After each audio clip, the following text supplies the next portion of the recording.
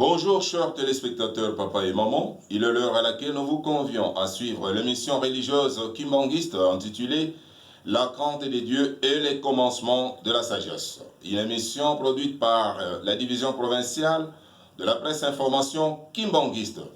À la réalisation, papa Didi Lunyemo. À la caméra, papa Vovo, assisté de papa Glory Chibangu. Et à la supervision de toutes choses, papa révérend pasteur Francis Chinga.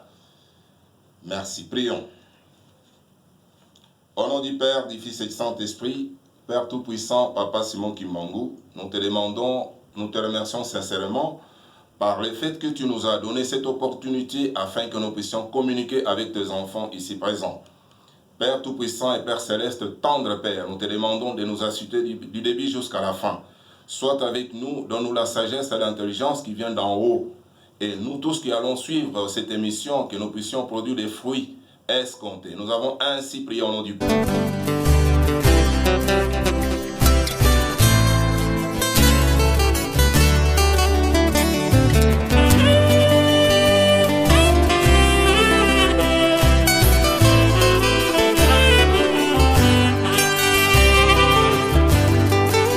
Mungonda ya ntano lungu kya makumune ntano muvufunda limo simpama fwa mumi sambanu ya lumana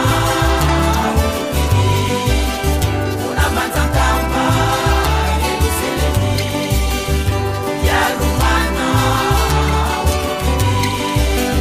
una manzakamba yeluselemi yakala mungonda ya ntano kya makumune ntano muvufunda limo simpama fwa mumi sambanu ya lumana una manzakamba yeluselemi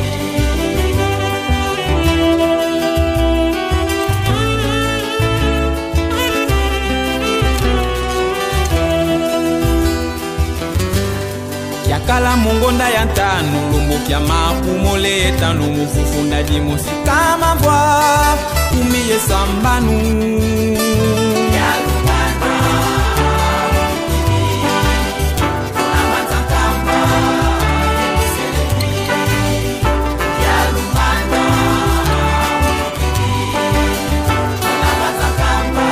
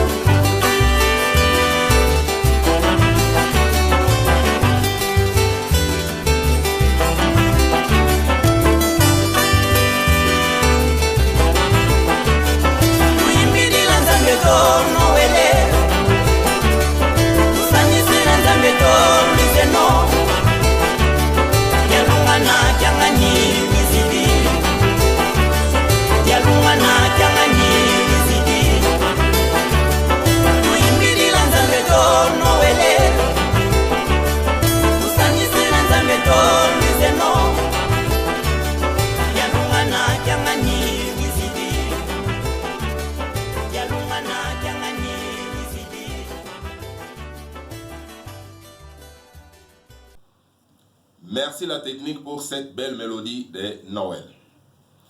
Et maintenant, chers frères et sœurs, nous allons vous annoncer notre thème du jour. Le thème du jour est intitulé de cette manière. Donc, que voici, c'est la venue, nous allons parler sur la venue du Sauveur de l'humanité au monde. Donc, la venue du Sauveur de l'humanité au monde. Comme vous le savez, le Sauveur de l'humanité, c'est bien notre Seigneur Jésus-Christ. Mais avant cela, nous allons passer à la lecture d'un passage biblique. Nous allons tirer ces passages bibliques dans Ésaïe chapitre 9, le verset 6. Nous pouvons lire Ésaïe chapitre 9, le verset 6 est libellé de la manière que voici. Car un enfant nous est né, un fils nous est donné, et la domination reposera sur son épaule. On l'appellera admirable, conseiller, Dieu puissant, Père éternel, Prince de la paix. Le second passage, nous allons tirer ça dans Matthieu, chapitre 1er, le verset 18 avant. C'est libellé de la manière que voici. Voici de quelle manière arriva la naissance de Jésus-Christ. Marie, sa mère, ayant été fiancée à Joseph, se trouva enceinte par la vertu du Saint-Esprit, avant qu'ils aient habité ensemble. Joseph, son époux, qui était un homme de bien et qui ne voulait pas la diffamer, se proposa de rompre secrètement avec elle. Comme il y pensait, voici un ange du Seigneur lui apparut en songe et dit, « Joseph, fils de David, ne crains pas de prendre avec toi Marie ta femme, car l'enfant qu'elle a conçu vient du Saint-Esprit. » Au nom du Père, du Fils et du Saint-Esprit. Avant d'entrer dans notre homélie, on peut passer à une petite prière. Prions. Au nom du Père, du Fils et du Saint-Esprit, Père Tout-Puissant, Papa Simon Kimbangu, Kiangani, nous te remercions par le fait que tu nous as donné cette opportunité de partager cette parole avec tes enfants ici présents. Et présentement que nous voulons parler et échanger avec tes enfants, assiste-nous du début jusqu'à la fin, au nom du Père, du Fils et du Saint-Esprit. Amen. Frères et sœurs, papa et maman, vous venez de suivre notre lecture biblique et surtout notre thème du jour. Nous allons vous le rappeler, il s'agit de la venue du Sauveur de l'humanité au monde. Là, il est question de savoir qui est le Sauveur de l'humanité qui devait venir au monde. C'est qui? Il s'agit bel et bien de notre Seigneur Jésus-Christ. Et Seigneur Jésus-Christ est venu de quelle manière? Vous le savez bien. Nous avons lu le passage biblique. Le passage biblique nous témoigne, noir sur blanc, que voilà, Jésus devait venir. Mais avant son arrivée, il y a eu des prophéties des uns et des autres. Quand on parle des prophéties, ça veut dire ce sont des révélations que Dieu révèle à ses enfants. Il nous dit par exemple que dans les jours à venir, vous allez recevoir tel Messie, dans les jours à venir, il y aura tel problème. Ce sont des révélations, ou bien ce sont des visions que Dieu met à la portée de tout le monde pour que les gens se comportent en conséquence. Voilà que Ésaïe, si je ne m'abuse pas, Ésaïe avait eu cette prophétie de la part de Dieu Tout-Puissant pour lui signifier que voilà, il sera né dans les jours à venir un enfant. Mais cet enfant-là qui sera né sera appelé le Fils de Dieu. Cet enfant-là va dominer le monde. Cet enfant-là, il sera appelé admirable, il sera appelé conseiller, il sera appelé Dieu Tout-Puissant, Père éternel, Prince de la paix. Et pourquoi il devait venir au monde? Quelle est donc sa mission? Et quand nous parlons de l'enfant qui est venu, qui devait venir au monde, il s'agit bien de notre Seigneur Jésus-Christ. Chacun de nous sait que Jésus est déjà né. Mais ici, nous parlons d'abord de sa venue. Il est venu au monde. Pour quelle mission d'abord? Puisque nous devons savoir. Jésus est né. Bien sûr, nous allons vous parler de sa date de naissance. Et voilà la date. Mais cela n'est pas vraiment prévu pour la journée d'aujourd'hui. Mais nous allons vous parler de sa mission. Pourquoi Jésus-Christ devait venir au monde? Puisque Jésus-Christ devait venir au monde pour sauver l'humanité. De quelle façon? Et pourquoi sauver l'humanité? Qu'est-ce que l'humanité avait fait pour que Jésus-Christ puisse descendre au monde et sauver cette humanité-là? Oui, là, il est question de savoir que Jésus-Christ devait venir au monde par l'amour de son Père, qui est Dieu Tout-Puissant, qu'on appelle Jéhovah. Par son amour, il a pensé, comme il aime toujours l'humanité, il a pensé à ce qu'il puisse envoyer son Fils unique, que ce Fils unique puisse venir pour sauver l'humanité. Pour sauver l'humanité, comment? Oui, l'humanité avait péché. Et c'est pourquoi Jésus-Christ devait venir cette fois-là pour rétablir cette nouvelle alliance avec le Père éternel, Père créateur et l'humanité. Donc, le mettre ensemble, créer maintenant cette alliance-là, créer la nouvelle alliance, puisque l'ancienne alliance a été rompue. Elle a été rompue où? Depuis le jardin d'Éden. Je pense que tout le monde le sait. Nous sommes là que pour vous rappeler ce qui s'était passé. Jésus-Christ devait venir au monde, mais de quelle manière? Il devait venir, est-ce qu'il devait émerger dans le néant? Non. Jésus-Christ, en tant que Dieu, oui, puisqu'on dit que Dieu reste Dieu, Dieu est esprit, mais avant de venir au monde, il devait choisir aussi un canal, un chemin par lequel il devait quand même atterrir. C'est ainsi qu'il est passé par le canal de la maman. La mère l'a conçu. Il a conçu comment? On appelle cette conception-là immaculée. La conception immaculée de notre Seigneur Jésus-Christ. Pourquoi? Parce que Jésus-Christ a connu un Père qui est spirituel. Et le Père spirituel là de Jésus, il s'agit bien du Saint-Esprit. Là, c'est pour vous amener à la deuxième lecture du livre de Matthieu, chapitre 1er, le verset 18 à 20, où on nous montre de quelle manière arriva la naissance de notre Seigneur Jésus-Christ au monde. Marie, qui était fiancée par Joseph, se vit enceinte, mais la conception là ne venait pas d'un homme, ou soit de son fiancé Joseph, mais ça venait tout droit du Saint-Esprit. Cela veut dire que le Père spirituel de notre Seigneur Jésus-Christ, c'est qui? C'est le Saint-Esprit. Et là, vous allez comprendre ensemble avec moi que si Jésus-Christ parle de son Père, le vrai Père de Jésus-Christ, c'est qui? C'est le Saint-Esprit. Alors, je n'aimerais pas que les gens puissent interpréter mal, pour dire que voilà, quand vous parlez du vrai Père, ce qui veut dire qu'il y a un faux Père. Non, Jésus-Christ n'a pas connu un faux Père, un faux papa, mais Jésus-Christ a connu le vrai Père. Son géniteur spirituel, c'est le Saint-Esprit. C'est le Saint-Esprit qui est à la base de la conception de la grossesse de notre Seigneur Jésus-Christ. Et ce Jésus-là devait venir au monde pour sauver l'humanité. Ici, on nous a parlé de quelle manière il devait passer pour être vu au monde. Il devait nécessairement venir au monde à travers une mère, en suivant la voie qui est connue de tout le monde, la voie légale. Donc la voie légale, c'est-à-dire quoi? Il y a papa, il y a maman, il y a papa, il y a un père, il y a une mère.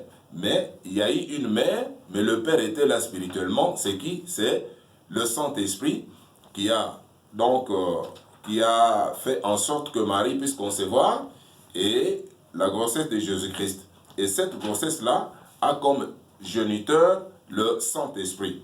Autrement dit, c'est le Saint-Esprit qui est le Père de notre Seigneur Jésus-Christ. Et quand Jésus lui-même parle du Père, il fait allusion à qui? Au Saint-Esprit. Et maintenant, puisque nous parlons de Jésus-Christ, pourquoi Jésus-Christ devrait venir au monde? Jésus-Christ devait venir au monde pour assumer sa mission. Assumer cette mission qui lui avait été confiée par son Père. Je répète, la mission de notre Seigneur Jésus-Christ est celle qui consiste à rétablir la nouvelle alliance entre le Père et nous, l'humanité, nous les hommes du monde. Car la première alliance a été rompue dans le jardin d'Éden à travers le péché d'Adam et Ève. Depuis ces jours-là, l'alliance a été déjà rompue. Il y a eu maintenant fissure entre Dieu et nous les hommes. Maintenant, il fallait maintenant créer un autre moyen pour sauver cette humanité-là, puisque Dieu a toujours l'amour vis-à-vis de l'humanité, vis-à-vis de nous les hommes qui vivent au monde. C'est ainsi que le moyen créé par Dieu constitué à envoyer son Fils unique. Comme nous allons lire dans le passage, vous allez trouver, on vous dit, car Dieu a tant aimé le monde, Dieu a tant aimé le monde qu'il a donné son Fils unique, afin que quiconque croit ne périsse point, mais qu'il ait la vie éternelle. Qui va avoir la vie éternelle? Celui qui va croire. Car Dieu a tant aimé le monde qu'il a donné son Fils unique, afin que quiconque croira va hériter la vie éternelle. Donc, pour accéder à la félicité céleste, il faut que vous puissiez croire dans notre Seigneur Jésus-Christ. Donc, là, il y a une condition pour accéder à la félicité céleste, ce qui est donc la croyance en notre Seigneur Jésus-Christ. Je pense, chers frères et sœurs, vous venez de suivre ce que nous venons de vous parler. Nous vous avons parlé en vous donnant les passages en Ésaïe, chapitre 9, le verset 6, qui nous montre que voilà, l'enfant qui devait être né, c'est un fils qui devait avoir une mission très spéciale au monde. Pourquoi? Parce qu'on devait l'appeler l'admirable, on devait l'appeler conseiller, on devait l'appeler Dieu puissant, Père éternel et Prince de la paix. C'est pourquoi vous avez vu que Seigneur Jésus-Christ, quand il est venu au monde, il a assumé cette mission-là. Jésus-Christ a donné la paix. Jésus-Christ est venu pour conseiller les gens et nous a même laissé les principes d'or. Les principes d'or de notre Seigneur Jésus-Christ, vous le savez bien, c'est l'amour. Donc, tout celui qui est appelé chrétien doit être caractérisé par l'amour. Et quand tu as l'amour, il y a aussi le pardon. Voilà ce que nous devons retenir en ce qui concerne la mission de notre Seigneur Jésus-Christ. On peut le résumer en ceci. Jésus-Christ est venu au monde pour sauver l'humanité. Alors, comment il devait sauver cette humanité? C'est juste lorsqu'il allait établir cette nouvelle alliance entre Dieu le Père et nous les hommes, nous l'humanité, qui sommes en train de vivre ici au monde, nous les hommes bien entendu. Voilà ce qu'on avait à vous parler aujourd'hui, frères et sœurs. Et nous pourrons vous dire cela pour que vous puissiez retenir quand même quelque chose en ce qui concerne notre émission du jour. En bref, retenons que Jésus-Christ sera né, mais quand il sera né, sa mission est de restaurer la paix, sa mission est de rétablir la nouvelle alliance entre Dieu le Père et nous les hommes, car l'ancienne alliance a été rompue dans le jardin d'Éden. Je crois que nous avons ainsi fini dans les trois saints noms, au nom du Père, du Fils et du Saint-Esprit. Prions. Au nom du Père, du Fils et du Saint-Esprit, notre Père qui es aux cieux, que ton nom soit sanctifié, que ton règne vienne, que ta volonté soit faite sur la terre comme au ciel. Donne aujourd'hui notre pain de ce jour. Pardonne nos offenses, comme nous aussi nous pardonnons à ceux qui nous ont offensés. Ne nous induis pas à tentation. Délivre-nous du malin, car c'est à toi qu'appartient dans tous les siècles le règne, la puissance et la gloire, au nom du Père, du Fils et du Saint-Esprit. Amen. D'habitude, nous les kimbanguistes, nous avons toujours eu le temps de suivre le message de notre Dieu, Papa Simon Kimbangu, Dieu le Saint-Esprit, à partir d'Nkamba, Nouvelle-Jérusalem. Pour aujourd'hui, nous allons demander aussi à la réalisation de nous balancer une séquence de son message, du message de Dieu le Saint-Esprit, Papa Simon Kimbangu Kiangani. Papa alobaki na nga boye, Papa Mfuma Mbanza. Oyo akolanda yo, ye wana ya yo. Oyo akoboya na ye, azali ya yo te. Yango monaka ke toforçaka motu te. Ondimi oui, ondimi te. Ngaza na likambo te. Biso sikoyo toza koni. Nous venons de suivre le message de Dieu le Saint-Esprit, Papa Simon Kimbangu Kiangani, depuis Nkamba, Nouvelle-Jérusalem. À l'époque, Dieu parlait avec Moïse, Dieu a parlé avec beaucoup de prophètes. De nos jours, Dieu le Saint-Esprit est parmi nous. Nous sommes dans la 4e génération. Le patron de la 4e génération, c'est lui-même le paraclet, Papa Simon Kimbangu.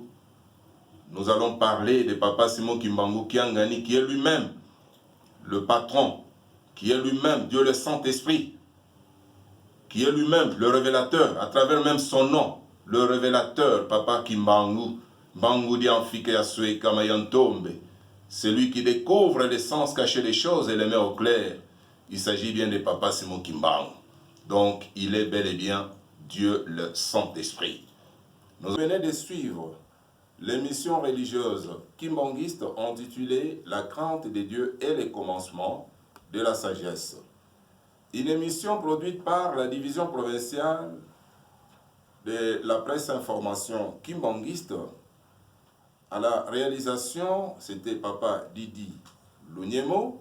À la caméra, Papa Vovo, assisté de Papa Glory Chibangu, sous la supervision du révérend pasteur Francis Chihinga.